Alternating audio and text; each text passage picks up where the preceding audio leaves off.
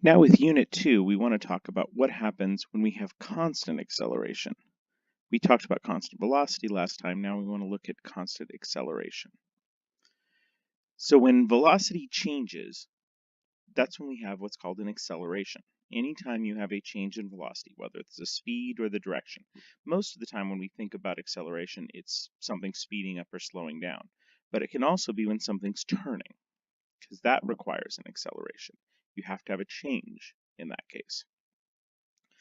Because of that, acceleration is a vector. It has direction. It includes how much the speed is changing and how much the direction is changing.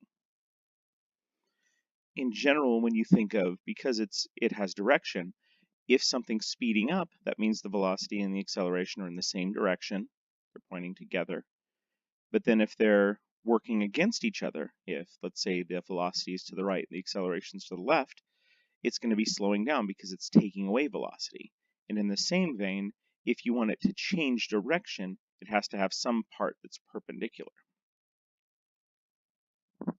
When we define average acceleration, it's very similar to the way we define average velocity.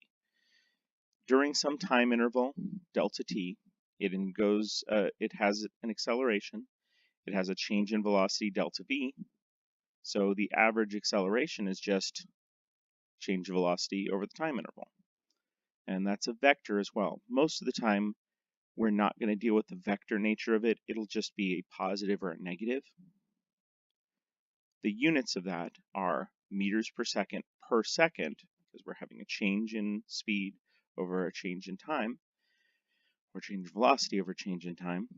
So that's meters per second over seconds. So the way we usually write that and say that is meters per second squared. In one dimension, where we're going to be dealing with it most of the time, because that's the easiest mathematically to deal with, and we're just getting a good introduction to how we look at that change. We usually don't use the vector symbol. Direction is just the positive or the negative. It's a lot easier to keep track of things when you're just using the positives and negatives.